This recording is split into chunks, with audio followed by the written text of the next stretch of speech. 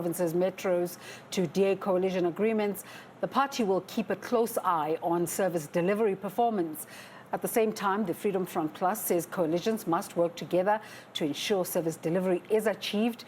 And the newly elected City of Tshwane Executive Mayor Randall Williams says political parties should put their differences aside to adequately render services to the citizens. The DA has won Gauteng's 3 metropolitan areas, Johannesburg, Tshwane and Ekurhuleni, with coalition agreements still being formalized. For more on this, we're joined by political analyst Asanda Ngoasheng. A very good morning and thanks for making the time to speak to us.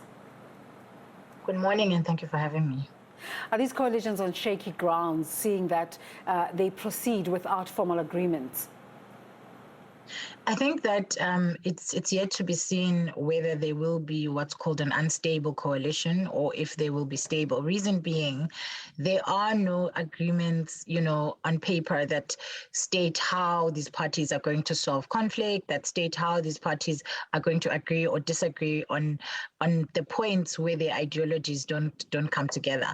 All they've agreed in principle is that they are going to club together in order to remove the ANC. So it's all good and well to have a common enemy, but you still need to figure out what else do you have in common besides the common enemy and the common desire to remove the ANC. And so if these political parties, when they finally decide to actually sit down and try and hash out their agreement, come to the realization that they actually have nothing in common outside of wanting to remove the ANC, it's going to be a very difficult 5 years. And the biggest loser is going to be the voters.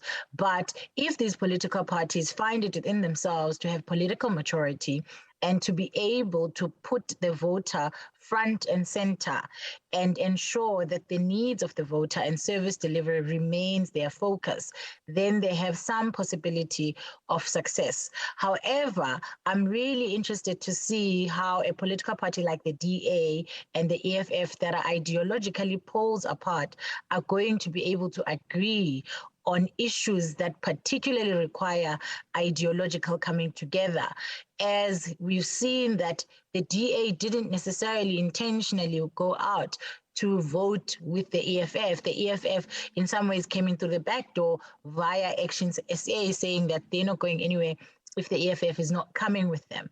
And so it's going to be interesting to see how the internal politics and some of the rivalries within these political parties are going to survive this coalition, which, as I've said elsewhere, is really literally being held up by Bostik or by sticky tape.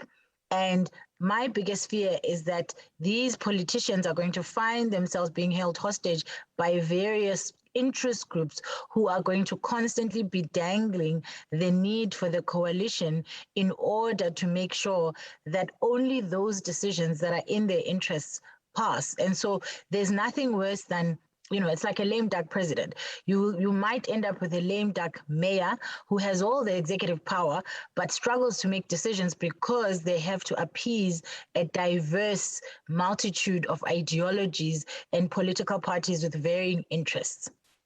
And then on the other side, we have a situation where there was seemingly an arrangement between the Inkatha Freedom Party and the African National Congress. And just a few days down the line, that's already seemingly unraveling.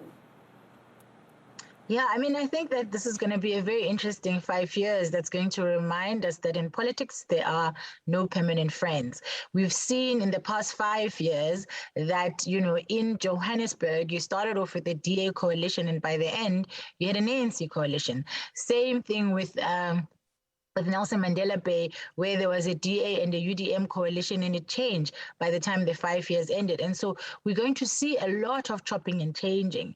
And what I'm hoping for is that within that chopping and changing, there is enough capacity in local government, in terms of civil servants who are going to have to do the day-to-day work of running local government such that things will be able to move.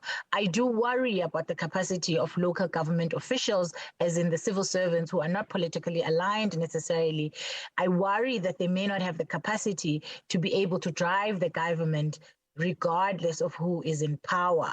And that, I think, is the biggest weakness that South Africa has, that we don't have a state sometimes that is solid enough from a civil bureaucracy level that it actually it doesn't make much difference who is in power in terms of the quality of service that people are able to get and the pace of service delivery that people are able to get.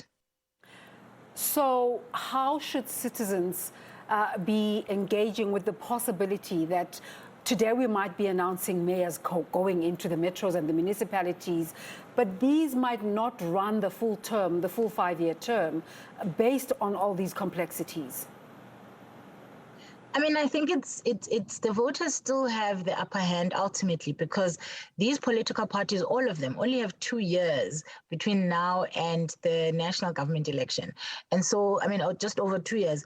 And so what that means is that they have an opportunity to watch and observe and to be in a position, as they've done with the ANC, to punish and reward those who have brought service delivery and those who have not. And so if these governments do not deliver services to people, if they end up being unstable coalitions and they do not do the work that the people or the voters are expecting, they really are all going to find themselves paying very harshly for it come the next, the national election in 2024. Yeah. Well, just in the immediate, future, what are your thoughts about what will happen just in terms of service delivery? I mean, I think that service delivery is going to suffer definitely unless these politicians find a way to create some level of stability. So we don't necessarily need to have the same government for the next 5 years, but you need at least a good 18 months in which you will be able to deliver at least something that the voters can look at and point and say, you delivered X when you were in power.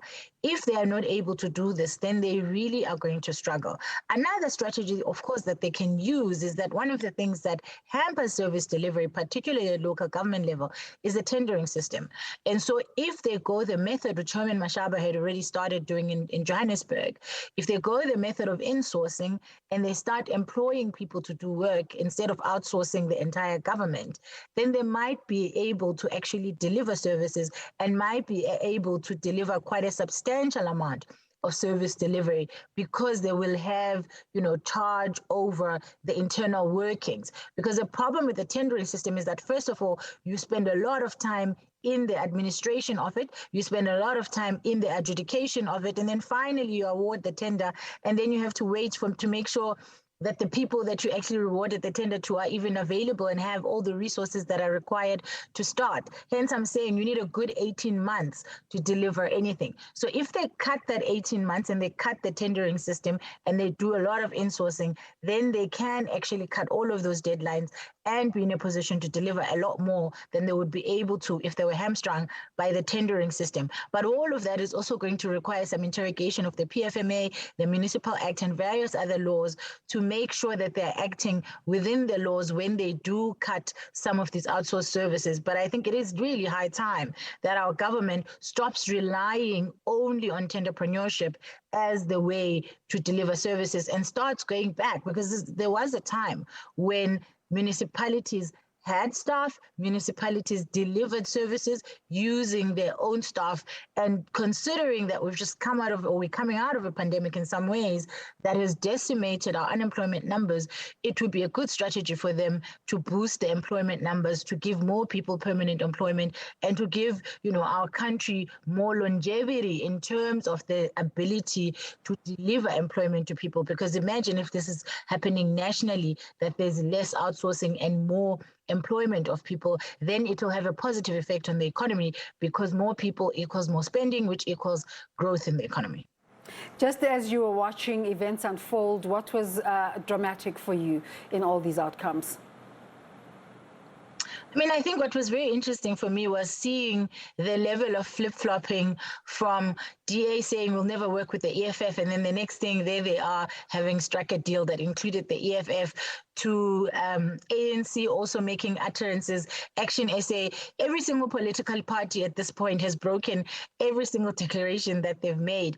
And for me, what's going to be interesting to watch is whether the voters are going to reward or punish political parties for going to bed with some of the political parties that people deliberately voted against. We already have had people calling out the EFF on Twitter saying, I voted for you and I didn't vote for you to collaborate with the DA.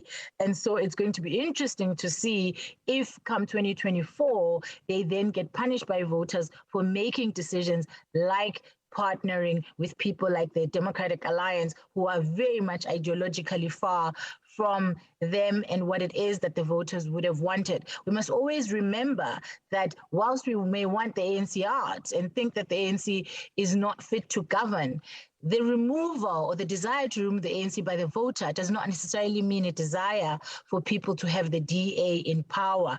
And so there's a very tricky balance that needs to be done between delivering, kicking out or removing the ANC, and actually delivering a government that doesn't have the people that people don't want. Asanda Ngoasheng, thank you so much for your time this morning. Of course, it is the big story of the